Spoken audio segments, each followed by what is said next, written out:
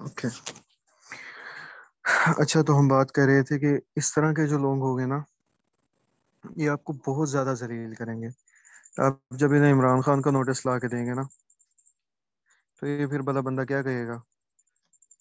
ये बंदा कहेगा कि आप मुझे अक़वाम मुत्तहिदा से लिखवा के ला के दो। ठीक है। तो ये बंदा आपकी ऐसी खज्जल खुआरी करवाएगा ना, लेकिन आपके साथ ज्वाइन कभी भी नहीं करेगा। तो ऐसे लोगों से आपने दूर रहना है और अपनी वर्किंग पे फोकस करना है। ठीक है। कुछ लोग कहते हैं कि हम अपना 2CC डन कर लें, लेकिन हमारे साथ पर्सन्स ज्वाइन नहीं होंगे। मतलब हमारे पास से हम लोगों से कम्युनिकेट नहीं कर पाते। हमारे जो सर्कल में लोग हैं वो मतलब इतने अच्छे नहीं हैं हमारी तरह के, हमारे फ्रेंड्स हैं। तो हमने बड़ी मुश्किल से अपना उनसे अमाउंट लेके अपना 2CC डन करना है। तो फिर वो कैसे 2CC डन करेंगे? अगर वो 2CC डन नहीं करेंगे तो फिर हमारा पे आउट कैसे आएगा? ठीक है। तो ये बड़ा मेन क्वेश्चन है आप सबके लिए। तो सबसे पहली बात ये है कि जो भी पर्सन आपने अपने डाउन में ज्वाइन करवाने हैं ना, वो कभी भी आपके नॉन पर्सन नहीं होने चाहिए। स्टार्टिंग में आपने जितने भी पर्सन अपने डाउन में ज्वाइन करवाने हैं, उनमें से कोई भी आपका जानने वाला नहीं होना चाहिए। आपका कजन, आपके वो तो ज्वाइन भी नहीं करेंगे। आपके जो फ्रेंड्स वगैरह हैं वो आपके डाउन में ज्वाइन नहीं करेंगे। ठीक है।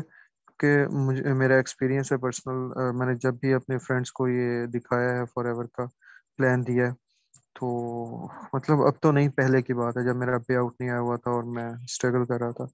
तो उस वक्त वो कहते थे कि हसान, तुम ऐसे करो कि तुम मेहनत करो अच्छे तरीके से दिल लगा के। तो जब तुम्हारा पहला पे आउट आएगा ना, तो उसके बाद हमें बताना, हम देखेंगे और फिर तुम्हारे साथ ज्वाइन करेंगे। लेकिन जब मेरा पे आउट आ गया, तो अब वो जहाँ पे भी मिलते हैं, हसान हमें ज्वाइन करो, प्रोसीजर बताओ क्या है, हम तुम्हारी टीम में आना चाहते हैं। लेकिन अब हसान उनकी बात बिल्कुल भी नहीं सुनता। अब हमारे पास और बहुत सारी लीड्स हैं। ठीक है। बेसिकली ये है कि जो पर्सन आपके साथ नहीं चलता वो बिल्कुल भी ना चले, छोड़ दे उसे। ये काम ऐसा नहीं है कि तरले मिनटों वाला, ऐसा बिल्कुल भी काम नहीं है। आपके पास बेतहा बेइंतहा लीड्स आएंगी और बेतहाशा लीड्स आएंगी। जो आपसे थोड़ा बहुत अनबन करता है उसे गोली मारें, ब्लॉक करें और नए पर्सन की तरफ जाएं। अच्छा हाँ, अब बात आ जाती है कि जो लोग कहते हैं कि भाई हमसे टीम ज्वाइन नहीं होगी। ठीक है। तो मैं एक आपको छोटी सी एक एग्जांपल देता हूँ। मेरे सीनियर ने हमें बहुत प्यारा समझाया था एग्जांपल से, कि एक बंदा ना एक स्विमिंग पूल पे चला गया नहाने के लिए। तो अब वहां पे गया तो अब स्विमिंग पूल शॉवर की तरह थोड़ी होता है कि उसके जाके नीचे खड़े होके और नहा लिया और बाहर आके। वहां पे तो मतलब खुला पानी होता है, दरिया या नहर की तरह। तो अब वहां पे वो खड़ा होके देख रहा है और गहरा पानी है, तो मैं कैसे उतरूंगा, क्या करूंगा? मैं तो डूब जाऊंगा।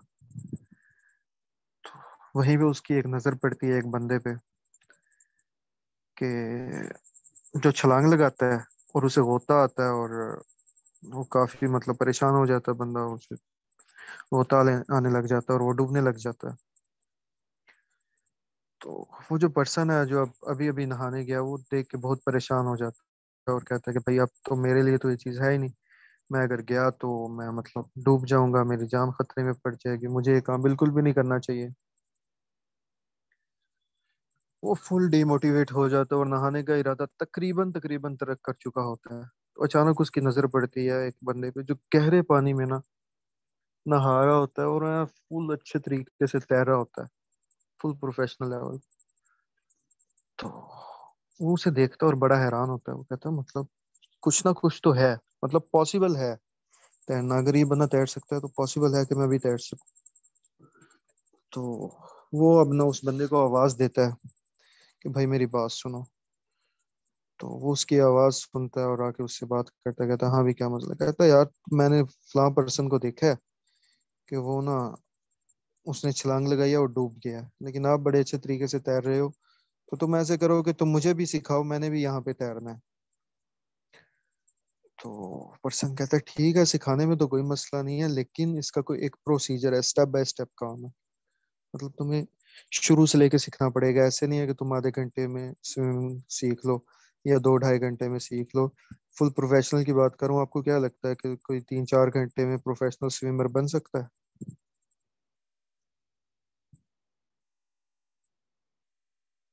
No sir.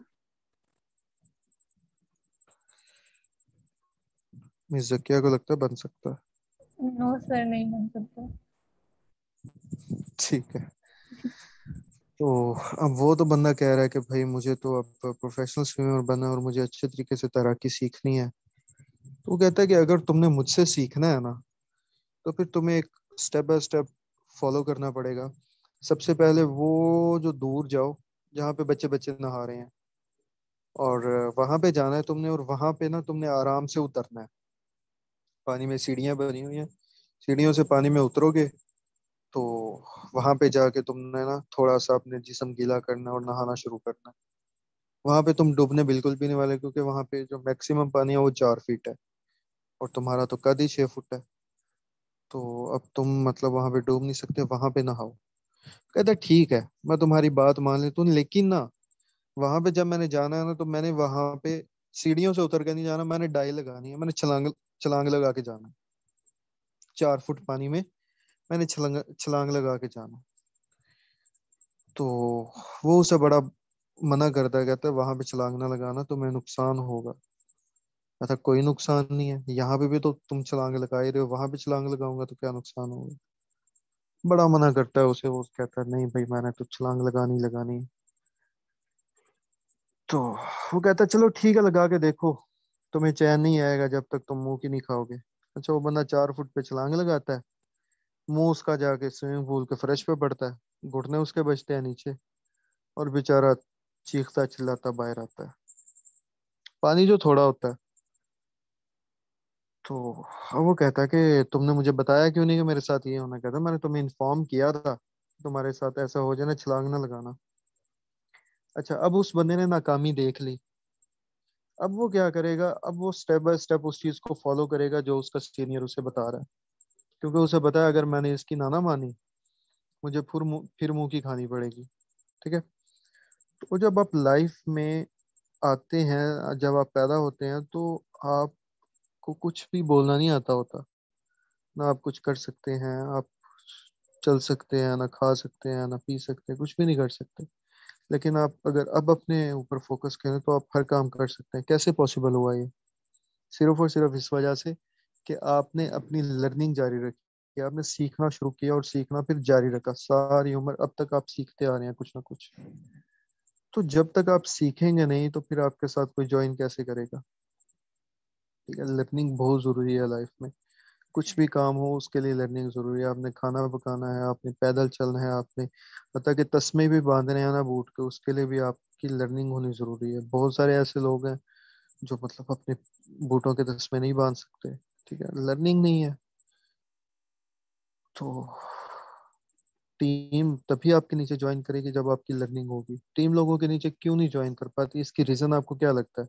मतलब एक बंदा है, उसका 2CC डन हो गया, वो लोगों से कांटेक्ट कर रहा है, लेकिन उसके नीचे टीम ज्वाइन नहीं कर रही। उसकी क्या वजह है? फराज, आपको क्या लगता है क्यों नहीं ज्वाइन कर रही? सर ऑब्वियसली मेरे ख्याल में जो अगर कोई टीम ज्वाइन नहीं कर रही कोई बंदा, तो आई थिंक सो तो उसकी जो सबसे बड़ी वजह वो यही है कि अमाउंट उसके पास नहीं है। वो अमाउंट इतनी कैसे कंडक्ट करेगा, कलेक्ट करेगा। नहीं, उसने 2CC अपना डन कर चुका है वो।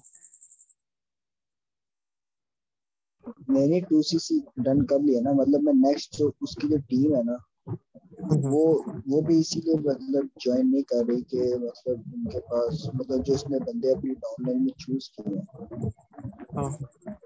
उनके पास इतना अमाउंट नहीं है कि वो टू जाहिर सी बात है, उन्हें 2CC करना है तो उसको कोई सिस्टर्स को प्राइवेट को कोई फायदा होगा। हम्म। ठीक है। मैं जकिया, आपको क्या लगता है कि एक पर्सन है, उसने 2CC डन किया, वो टीम बनाने की कोशिश कर रहा है, लेकिन उसकी टीम में कोई बंदा ज्वाइन नहीं करता, जो ज्वाइन करता है उसे छोड़ जाता है, तो इसकी क्या रीजन है? सर एक और सर रीजन भी है। इसकी ये बोले। सर उसमें जो उनको एक्सप्लेन किया ना, उसके आई थिंक से एक्सप्लेन करने में कोई मसला था। ठीक है। जी मिस, आप बताइए। सर आई थिंक इसमें जो इन्होंने बोला है अभी, पहले वाली जो रीजन है उससे तो मैं बिल्कुल एग्री नहीं करती।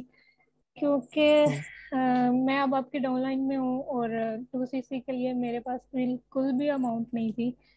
लेकिन जो आपने हमें सिखाया शुरू से लर्निंग में, तो एक आपका जो अपलाइन है उसकी लर्निंग ठीक है ना, तो अगला बंदा बेशक कोरा कागज भी है, उसके पास कुछ भी नहीं है, तो वो आपकी टीम में रहेगा। बस ये सारा डिपेंड करता है उसके अपलाइन पे, वो कैसा सिखाता है और वो अपनी लाइन में कितना कामयाब था। तो उससे इम्प्रेस होके जो बंदे हैं वो आपके डाउन लाइन में आते हैं। तो ये सारा डिपेंड करता है आपकी अपलाइन पे, और इसके अलावा बस अपलाइन पे ही डिपेंड करते हैं। ये आपने बहुत जबरदस्त पॉइंट बताया कि जब तक आपके अपलाइन की खुद की लर्निंग अच्छी नहीं है ना, जब आपके अपलाइन के खुद व्यूज क्लियर नहीं है, क्योंकि अब देखिए ना, एक नया पर्सन है, फॉर एग्जांपल फराज ने मेरे साथ ज्वाइन किया है, उसे नहीं पता कि नेटवर्क मार्केटिंग क्या होती है, उसे नहीं पता फॉरएवर है कौन क्या है, उसे नहीं पता हमारा मार्केटिंग प्लान क्या है, हम कैसे अर्निंग करते हैं, हमने टीम बनानी क्यों है, कैसे बनानी है, ठीक है। इसके माइंड में बहुत सारे क्वेश्चन है, और वो मुझसे क्वेश्चन करेगा, हर बात पे वो मुझसे क्वेश्चन करेगा, जवाब नहीं मुझे देगा। अपनी डिटेल इसने पहले एक बार बतानी है, उसके बाद इसने मुझसे सिर्फ और सिर्फ क्वेश्चनिंग करनी है, क्वेश्चनिंग करनी है। टीम कैसे बनेगी, मुझे ट्रेनिंग क्यों लेनी है, कैसे लेनी है, कब लेनी है, मेरा इंटरव्यू कब होगा, टेस्ट कॉल कब होगी, ठीक है, सारी इसने बातें पूछनी है। और अगर कोई एक भी ऐसा क्वेश्चन इसका हुआ कि जिसका मेरे पास आंसर ना हुआ वैलिड, जो जब ये मेरे आंसर से सेटिस्फाई ना हुआ, तो वो पॉइंट ऐसा होगा कि वो मेरे जवाल का टाइम होगा, ठीक है। जी सर, तो जैसे कि आपने बताया था कि एक मैम से किसी ने सवाल पूछा तो वो कहती है मैं वीडियो देख के बताती हूँ, तो ये बहुत गलत इंप्रेशन जी, पड़ता है कि जैसे इन्हें खुद नहीं पता तो फिर हमें ये गाइड कैसे कर सकते हैं। बिल्कुल ऐसे ही है। और आपको फिर इससे पता चलता है कि जिस बंदे ने वीडियोस देख के आपको वो डिटेल देनी है। अच्छा, मेरे साथ भी एक बार ऐसा हुआ था, मैं आपको एक बड़ी मजे की बात बताता हूँ। अभी आपको इस चीज का अंदाजा नहीं होगा, आप जैसे ही 2cc डन करेंगे ना, फिर आपको उसकी असल स्टोरी का पता चलेगा। हमारे साथ एक पर्सन ने ज्वाइन किया, वो शायद साइको पेशेंट था, मतलब जितनी मेरी लर्निंग है ना साइकोलॉजी के बारे में, तो मैंने उस पर 3-4 टेस्ट किए, तो मुझे पता चला कि वो ना साइको पेशेंट था। तो उस बंदे ने ना, हमारी एक टीम मेंबर है, उनसे उसने ट्रेनिंग ली, और वो बंदा ऐसा था कि वो वीडियो का एक एक लफ्ज ना, जैसे रट नहीं लेते, याद कर लेते, ऐसे उसने याद किया हुआ था। मतलब 0.30 सेकेंड्स पे जो था, मैम थी उन्होंने क्या बात कही थी, 0.45 सेकेंड्स पे मैम ने क्या बात कही थी, और उन्हें जो पॉइंट्स बताए थे, उन्होंने उस पॉइंट्स को किस लैंग्वेज में एक्सप्लेन किया था, किस मेथड में एक्सप्लेन किया था, क्या क्या एग्जांपल दी, मतलब एक एक छोटी छोटी। अब हम तो नोट्स बनाते हैं ना, तो सिर्फ बुलेट पॉइंट्स लिखते हैं, ठीक है। अच्छा, उस बंदे ने एक एक चीज याद की हुई, और वो मैम से कंट्रोल नहीं था हो रहा, वो कहता कि शॉपिंग काफी है, पैसे ज्यादा हैं, तो फलां फलां फलां, मतलब कंट्रोल नहीं था हो रहा। तो ये मेरी टीम ऐसी है, जो मेरे कोलीग्स हैं ये ऐसे हैं कि जो भी बंदा कंट्रोल ना हो रहा हो, तो उसे हसान का नंबर सेंड कर देते हैं कि ये हमारे सीनियर, हालांकि मैं उनका कुलीग हूँ, ये हमारे सीनियर हैं, ये आपको बहुत अच्छा गाइड करेंगे, आप इनसे बात करें। और मेरे फरिश्तों को भी खबर नहीं होती कि ऐसा होने वाला है मेरे साथ। वो पर्सन मुझसे कांटेक्ट करता है, सर आप हसान अब्बास से बात कर रहे हैं? मैंने कहा, जी, मुझे फलाम मैम ने आपका नंबर दिया, मेरे कुछ क्यूरीज हैं। चलो जी, पर्सन तुम उनके हो, उनकी डाउन में ज्वाइन कर रहे हो, और सर मेरा खा रहे हो। तो बहरहाल उसने मुझसे कांटेक्ट किया, और कहता है सर मुझे कॉल पे ले, मैंने आपसे कुछ बातें पूछनी। मैंने कहा ठीक है। कॉल पे ले लिया मुझे। सर आप मुझे ये बताएं कि जो आपकी दूसरी वीडियो थी हिस्ट्री वाली, हिस्ट्री ऑफ नेटवर्क मार्केटिंग, उसमें सर ने 1.45 मिनट्स पे एक बात कही थी, वो क्या बात थी आप मुझे बताएं। मैं अपना सर पकड़ के बैठ गया। मैंने कहा क्या बंदा पाया गया, मतलब ऐसे कोई क्वेश्चन करता है, चलो आप पूछो कि नेटवर्क मार्केटिंग क्या होती है, कोई वैलिड एग्जांपल दे दो या समझा दो, क्या डायरेक्ट सेलिंग क्या होती है, इस तरह। अच्छा, मैंने कहा सर मुझे नहीं पता, क्या पूछा था आप, थोड़ा सा मुझे हिंट दे, मेरे माइंड में आ जाएगा। सर आप पहले अपनी लर्निंग ठीक करें, आपने वीडियोस ही नहीं देखी। मैंने कहा सर मैंने सारी वीडियोस देखी हैं, मुझे अच्छे तरीके से पता है, मेरे कॉन्सेप्ट सारे क्लियर हैं, आपकी जो भी क्वेश्चनिंग है आप मुझसे पूछें। तो सर मेरा क्वेश्चन था, मैंने आपसे पूछा कि 1.45 मिनट्स पे उस मैम ने क्या कहा है तो आपको पता ही नहीं है। ठीक है। तो जो ऐसे पर्सन होते हैं ना, इनसे भी बंदे को बच के रहना चाहिए। तो कहने का मकसद ये है कि आपकी सर जो ये तो ओवर स्मार्ट था कोई बहुत ज्यादा। ओवर स्मार्ट नहीं था बेसिकली, वो ना पता सर नहीं क्या आपने चीज थी ठीक बोला है, वो साइको था। वो वाकई साइको था। उसने तकरीबन हमारी टीम के हर मेंबर के साथ बात की। हालांकि हमारे कॉन्फिडेंशियल्स ऐसी हैं कि जिसकी डाउन का पर्सन हो, जब तक उसका 2CC डन नहीं ना होता, वो और किसी पर्सन के साथ कांटेक्ट नहीं कर सकता। अगर वो कांटेक्ट करेगा तो वो बिगिनर्स वाले ग्रुप से 3 दिन के लिए रिमूव कर दिया जाएगा। ठीक है। ये हमारी टर्म्स एंड कंडीशंस में हमारी जो टीम प्लानिंग है उसका हिस्सा है। सिर्फ और सिर्फ आप अगर सर मैक्सिमम बात कर सकते हैं तो आप मेरी अपलाइन से बात कर सकते हैं, जिनका मैंने आपको कांटेक्ट शेयर किया हुआ सर मैंने एक बात आपको बतानी थी। है। जी। सर कल ही जब मैं मीटिंग ले रही थी तो एक नंबर से मुझे मैसेज आया था, तो मैंने रिप्लाई नहीं किया, जस्ट सीन कर लिया था। तो बाद में मैसेज आया था फॉर एवर लिविंग और आगे क्वेश्चन मार्क था। हम्म। तो मैंने बस यही बोला था कि कौन हो आप और क्या इशू है। तो आगे से हम्म। मैसेज आया था कुछ नहीं बाय। तो आई थॉट मुझे आपको बताना चाहिए ताकि उस बंदे को आप रिमूव कर दें जो भी। चले, आप मुझे उसका कांटेक्ट नंबर शेयर कीजिएगा ओके सर। तो देख लेंगे कौन है। ऐसे पर्सन होते हैं। अब हमारी टीम में एक बंदा है। तो जब हम टेस्ट कॉल करवाते हैं ना, तो टेस्ट कॉल हम अपने सीनियर से करवाते हैं, किसी से भी। जैसे मैंने आपकी टेस्ट कॉल दोनों की मैं अपने सीनियर से करवाई है। तो अब सीनियर्स का नहीं पता होता कि वो कहाँ बिजी हैं, कैसे अवेलेबल होंगे, तो हम ग्रुप में मैसेज कर देते हैं। हमारा एक ग्रुप बना हुआ है। तो जिसने भी टेस्ट कॉल करवानी होती है, फॉर एग्जांपल मैंने मिस जकिया की करवानी है, तो मैं ग्रुप में मैसेज करूंगा कि anyone available for test call. तो जो भी अवेलेबल होता है ना, तो मैसेज कर देता है हाँ जी मैं अवेलेबल हूँ, फिर हम उसे कॉल पे ऐड कर लेते हैं। तो एक पर्सन ने मैसेज किया कि ग्रुप में कि anyone available for test call. मैंने कहा यस आई एम अवेलेबल। तो हालांकि मेरी आईडी पे सारा मेंशन है, मेरी डीपी लगी हुई है और मेरा नाम लिखा हुआ है हसान अब्बासी। तो उसने मुझे पर्सनल में मैसेज किया कि जी आप अवेलेबल है। मैंने कहा हाँ जी मैं अवेलेबल हूँ। तो कहता आप मेल है या फीमेल। मैंने कहा हसान अब्बासी, कभी लड़की का नाम सुना है? तो कहता नहीं सर, एक्चुअली मेरा इशू ये है कि मुझे लड़की चाहिए। मैंने कहा क्या मतलब?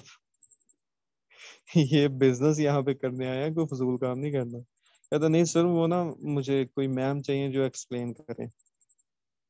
मैंने कहा क्यों, वजह क्या है? कहता वो जिस बंदे से बात करवानी है ना वो मेल है। तो मतलब कुछ ऐसे भी घटिया लोग होते हैं कि जो बिजनेस की बजाय इन बातों पे फोकस करते हैं। तो मैंने जैसे ही अपलाइन को बताया अपनी, तो वो कहती ये बंदा सभी के साथ ऐसा कर चुका है। मतलब अगर इसका कोई फीमेल हो तो उसकी मेल से बात करवाता है, कोई मेल हो तो उसकी फीमेल। मतलब ऐसे घटिया सोच के लोग आते हैं कि हमने माशरे में, जिस माशरे में डील करना है उस माशरे में इस तरह के लोग पाए जाते हैं। और हम इस चीज़ से इनकार नहीं कर सकते कि ये लोग हमसे कांटेक्ट नहीं करेंगे।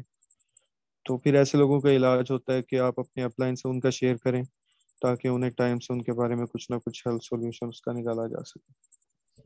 सर मेरे साथ भी एक दफ़ा ऐसे हुआ था।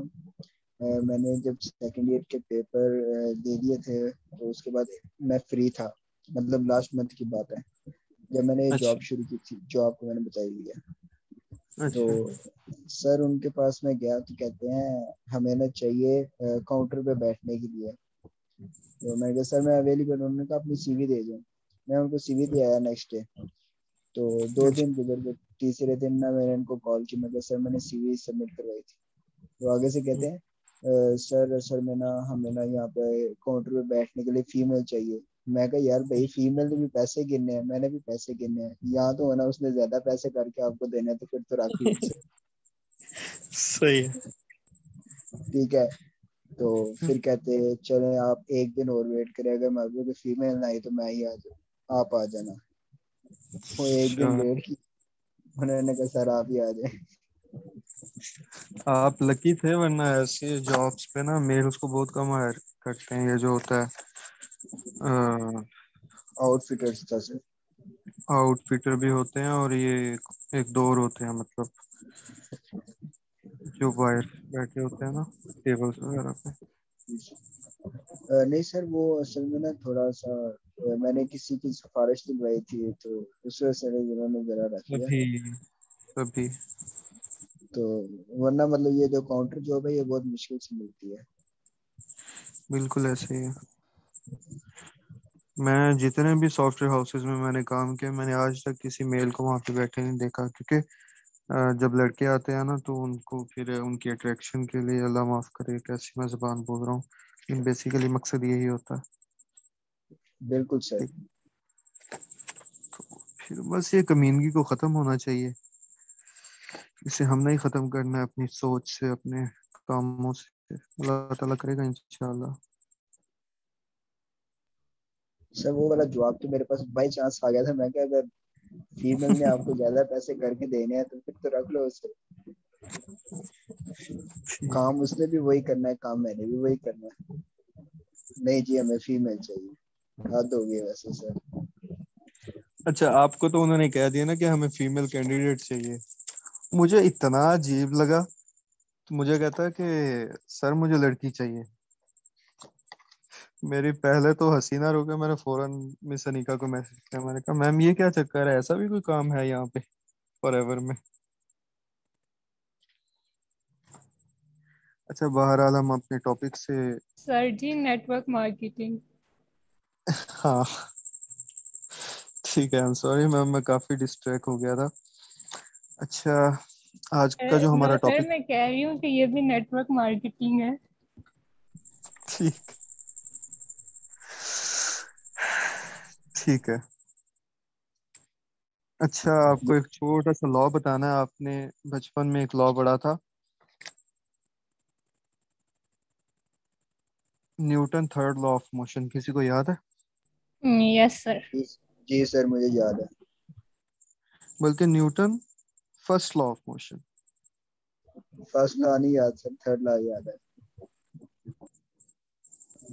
थर्ड आसान था।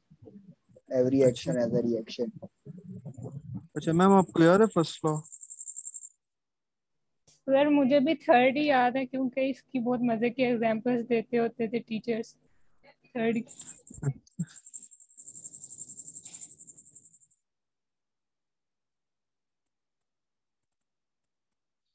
अच्छा, फर्स्ट लॉ ये था कि कोई भी बॉडी जब मूव करती है ना, तो उसमें मूवमेंट की वजह से एयर प्रेशर पैदा होता है। ठीक है। जब एयर प्रेशर पैदा होता है तो उसमें फ्रिक्शन आ जाती है। ठीक है, जब कोई चीज मूव करेगी तो उसमें फ्रिक्शन आ जाएगी। ठीक है। जब फ्रिक्शन आती है तो उसकी वजह से अ, मतलब फ्रिक्शन उसमें जब पैदा होती है वो होती है ऑपोजिट फोर्स की वजह से पैदा होती है। ठीक है। मतलब जब आप किसी भी बॉडी पे कोई फोर्स लगाते हैं तो बॉडी मूव करना शुरू करती है। ठीक है। जब वो मूव करती है तो जाहिरी बात है नीचे से रगड़ लगती है और उसमें फ्रिक्शन आ जाती है। जो फ्रिक्शन आती है तो अब वो बॉडी रुकना शुरू हो जाती है। जब वो रुकती है बॉडी, तो वो किस वजह से रुकती है? ऑपोजिट फोर्स की वजह से। फ्रिक्शन बेसिकली ऑपोजिट फोर्स ही होती है। ठीक है। तो इसी चीज को ना एक बड़े मोटिवेशनल स्पीकर हैं, ब्रेन टेरेसी, उन्होंने अपनी एक बुक में इसको मेंशन किया था। वो आपको थोड़ा सा पता होना जरूरी है, मतलब अगर आप लाइफ में कुछ अच्छा अचीव करना चाहते हैं, क्योंकि आपके कॉन्सेप्ट जितने ज्यादा क्लियर होंगे ना अपने गोल को लेके, आपकी आप मोटिवेटेड होंगे, उतना ज्यादा आपके लिए ज्यादा बेहतर होगा अपने गोल को अचीव करना। ठीक है। तो कहते हैं कि जब इंसान कोई भी बड़ा काम करना शुरू करता है ना, तो जो एयर प्रेशर होता है ना उसकी लाइफ में, मतलब इस लॉ के अकॉर्डिंग, जो मतलब जो चीज उसे रोक रही होती है बेसिकली, वो होती है लोगों की बातें, मतलब जो आपको डिमोटिवेट कर रही होती हैं। अब आपने क्या करना है, मतलब वो बेसिकली है आपको रोकने के लिए। आपकी जो आप में अचीवमेंट्स हैं, जो आप में एक पावर है, जो आप में एक पैशन है, उसे रोकने के लिए। लेकिन अगर आप थोड़ा सा अपना माइंड यूज करें, मतलब थोड़ा सा ना इंटेलिजेंट होकर सोचे, तो वही जो फोर्स है वो आपको आगे बढ़ने में मदद कर सकती है। ठीक है। मतलब वही फोर्स आपके लिए अच्छाई साबित हो सकती है, कि जो फोर्स आपके लिए बेसिकली है बुराई। मतलब आपके लिए वो गलत है, नुकसानदेह है, लेकिन वो आपके लिए अच्छाई बन सकती है। वो कैसे? वो इस तरीके से कि एक चीज आपको अपनी तरफ खींच रही है, ठीक है, तो आपने क्या करना है, आपने उस चीज की डायरेक्शन चेंज कर देनी है। समझ आई? एक चीज आप लेफ्ट की तरफ जा रहे हैं लेकिन एक बंदा आपको राइट की तरफ खींच रहा है, तो आपने थोड़ा सा ऐसा ट्रिक यूज करनी है कि आपने उस बंदे की जो पोजीशन है ना वो लेफ्ट की तरफ कर देनी है। तो अब क्या होगा, आपको ट्राई करना। अब वो आपको जितना खींचेगा उतना वो आपको आपके गोल की तरफ लेके जाएगा। ठीक है ना? तो उसने कहा था कि आपने इस तरह स्मार्टली वर्क करना है कि आपने उनकी जो बातें हैं वो उन्हीं के ऊपर उल्टी कर देनी है, मतलब उन्हीं की बातें उन्हीं के ऊपर डाल देनी है। तो ये आपको एक छोटी सी ट्रिक आनी चाहिए कि जब भी कोई आपको डिमोटिवेट करने लगे, तो जब कोई आपको कहे ना कि ये फेक है, तो आपने उनसे ये पूछना है कि तुमने कभी ऐसा कोई काम किया है? तो मुझसे लिखवा लेंगे 100%, उसका जवाब होगा कि नहीं मैंने किया तो नहीं है लेकिन मुझे पता है। तो मेरी जान, जब किया ही नहीं है तो आपको पता कैसे होगा कि ये काम ऐसे है? आप उससे पूछिएगा कि तुमने जो डॉक्टरी नहीं की तो तुम्हें इंजेक्शन लगाना पड़े तो यहाँ पे लगा लोगे? तुमने कभी अपने घर वालों में से किसी को इंजेक्शन लगवाया? जब ड्रिप लगवानी होती है तो डॉक्टर के पास क्यों जाते हो? तुम्हें तो सब कुछ पता होना चाहिए, तुम्हें तो सब कुछ आना चाहिए, जैसे तुम्हें नेटवर्क मार्केटिंग के बारे में सब कुछ पता है। ठीक है? तो बेसिकली ऐसे लोग मिलते हैं कि जिनको उन्हीं की जबान में समझाना पड़ता है। ठीक है? फिर दूसरा हमारे पास था कि जब कोई अपोजिट फोर्स आप पे अमल करती है तो फिर आगे से फ्रिक्शन आती है। फ्रिक्शन को आपने किस तरह रखना है, फ्रिक्शन को आपने किस तरह लेना है? जब कोई भी आगे से हर्डल आएगी ना, तो उसके लिए आपको प्रीपेयर्ड होना है, पहले से आपको तैयार होना है उस आने वाली रगड़ के लिए। जैसे हमने स्टार्टिंग में बात की थी कि कुछ लोग ऐसे होते हैं कि जो तब्दीली आने से पहले अपने आप को तब्दील कर लेते हैं। ठीक है? तो बेसिकली जो मुश्किलात आने वाली हैं आपने उनके लिए पहले से तैयार होना है। ठीक है? तो जो ये एक क्वालिटी होती है ना बेसिकली, कि आपको आने वाली मुश्किलात का अंदाजा हो जाता है कि मुश्किलात आपकी लाइफ में आ रही हैं और आपको उनके लिए पहले से प्रिपेयर होना है, ये होती है एक असल एंटरप्रेन्योर की निशानी। मिस जकिया ने शायद मुझसे एक तस्वीर शेयर की थी, आप ही की थी ना मैम, जिसमें एंटरप्रेन्योर आगे गिर रहा था। नो सर, मैंने नहीं की थी। वो पता नहीं फिर किसने, मिस इकरा ने शायद शेयर की होगी। एक तस्वीर बहुत प्यारी थी। अभी तो मिस जकिया होस्ट है, वरना मैंने आपको तस्वीर शेयर करके दिखानी थी। बल्कि मैं ना आपको इस वीडियो के बाद, मतलब इस सेशन के बाद वो तस्वीर शेयर करूंगा। आपने उस तस्वीर पे गौर करना है कि हमेशा जितना भी नुकसान होता है ना, वो आगे चलने वालों को होता है, बेसिकली एंटरप्रेन्योर को होता है। वो किस तरह? क्योंकि आगे जो बंदा जा रहा है ना, जितनी भी रास्ते में मुश्किलात आएंगी ना उसने फेस कर लेनी है। उसके पीछे जितनी भी टीम चल रही है ना, उसके लिए वो आसानियां पैदा करता जाएगा। ठीक है? तो ये बात है कि आगे जितनी भी मुश्किलात आने वाली हैं आपको उनके लिए पहले से प्रिपेयर होना है। और सबसे इम्पोर्टेंट बात ये है कि जो कि आजकल ना हमारी लाइफ में ख़त्म होती जा रही है, और जिसकी वजह से कामयाब तरीन इंसान जो है वो नाकाम होना शुरू हो जाता है। ठीक है? आपने बहुत सारे ऐसे लोग देखे होंगे कि जो किसी दौर में बहुत अच्छा बिजनेस करते थे। मैंने बहुत सारे लोग देखे हैं अपनी लाइफ में, मेरे सामने, मतलब मुझे 6 साल हो गए हैं यहाँ पे फैसलाबाद आए हुए। तो यहाँ पे हमारे हॉस्टल के सामने एक बहुत बड़ा मार्ट हुआ करता था, अब यहाँ पे कोठी बन गई हुई है।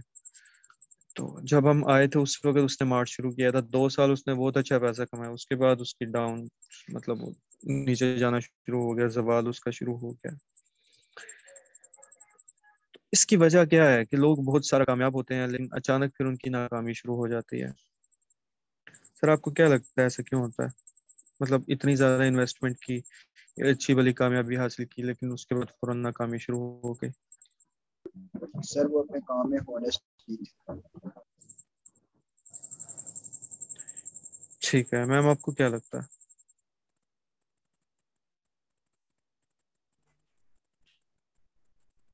सर मुझे लगता है कि हर अरूज को सवाल है। ये भी सही है। वो जैसे पिछले दिनों बिल गेट्स की बीवी ने उससे वो तलाक ले ली ना, तो वहां पे मिमिस बने हुए थे कि वो यासर शामी का आपको पता होगा, जो इंटरव्यू करता है मुख्तलिफ फनी टाइप। Yes sir. तो उसने एक पाकिस्तानी से पूछा, मतलब ऐसे ही को पेंडू शेंडू था, तो उससे पूछा कि यार बिल गेट ने ना अपनी बीवी को तलाक दे दिया, तो तुम्हें क्या लगता है इसकी क्या वजह है? तो वो कहता वो खर्चा नहीं देता अपनी बीवी को। ठीक है। तो जिसकी सर जो सोच है उसने उस सोच पाकिस्तानी के अवाम मुताबिक। जी। पाकिस्तानी अवाम में तो फिर ऐसे जवाब तो एक्सपेक्ट कर ही सकता है। हाँ, तो जिसकी जितनी सोच होगी वो उसने उतना ही काम करना है। तो बेसिकली इंसान का जवाल तब शुरू होता है जब इंसान ये समझ लेता है कि मुझे सब कुछ आता है और मुझे अब कुछ सीखने की जरूरत नहीं है। ठीक है। जब इंसान बेसिकली खुद बोलना शुरू कर देता है ना और दूसरों की सुनना खत्म कर देता है, तब इंसान का जवाल शुरू होता है। हमारी जब ट्रेनिंग होती थी ना पर्सनैलिटी डेवलपमेंट की, क्योंकि मैंने मोटिवेशनल स्पीकिंग किया बहुत अरसा, अभी भी करता हूँ, तो इसकी हम छोटे छोटे कोर्सेज क्या करते थे फॉरेन यूनिवर्सिटी से फ्री, तो ऑनलाइन। तो वहाँ पे हमें बताते थे कि जो एक एंटरप्रेन्योर होता है ना, जो एक लीडर होता है, वो दुनिया का कामयाब तरीन लिसनर होता है। मतलब अगर आप उसे 1.5-2 दिन भी बिठा के बोलते रहोगे ना, उसे सुनाते रहोगे, वो खामोशी से सुनने को तैयार होगा। क्योंकि आप जितना ज्यादा सुनते हैं ना, उतना ज्यादा आप समझते हैं और उतना ज्यादा आप लोगों को अंडरस्टैंड कर पाते हैं। जी सर, मैं अक्सर ऐसा जब ही है। मीटिंग मैं अक्सर जब ट्रेनिंग्स में जाता हूँ ना, वेबिनार्स में जाता हूँ, जब बल्कि दोस्तों में भी बैठा होता हूँ मुख्तलिफ तरह के, मेरी ना एक बहुत बुरी आदत है। मुझे तो ना मतलब अच्छी लगती है, लेकिन काफी लोग कहते हैं कि तुम टाइम वेस्ट करते हो। मैं हफ्ते में एक दिन ना बुजुर्गों की महफिल में जाके अक्सर बैठता हूँ। हमारे यहाँ पे एक पार्क है, कलीम शीद पार्क। तो यहाँ पे ना मतलब बुजुर्ग जो है ना, वो सुबह सुबह इतवार वाले दिन वहाँ पे काफी सारे बुजुर्ग होते हैं, उनकी गैदरिंग होती है, बातें करते हैं और पुराने पे जिक्र वगैरह करते हैं। फिर जिक्र के बाद ना मैं उनके पास बैठ जाता हूँ और उनकी जो बातें वो कर रहे होते हैं ना, वो सुनता हूँ। 1947 में ये हुआ, 1956 में ये हुआ, ये हुआ, ये हुआ, मतलब उनकी ना मैं बातें सुनता हूँ। मुझे उनसे ना बहुत कुछ सीखने को मिलता है। आप यकीन नहीं करेंगे, इतना मैंने अपनी लाइफ की नाकामियों से नहीं सीखा कि जितना उन बुजुर्गों की बातों से सीखा है। कुछ लोग होते थे पहले दौर में के ना, जो नाकाम जो पहले नाकाम होते थे और उसके बाद कामयाब होते थे। मतलब सबसे पहली कैटेगरी आती थी कि कुछ लोग होते थे कि जिनको कोई नाकामी आती है ना, तो वो सब कुछ हार के बैठ जाते थे। तो फिर थोड़ा सा अपडेट हुआ, लोगों ने क्या किया, जब नाकामी आई ना तो उसे फेस करना शुरू किया।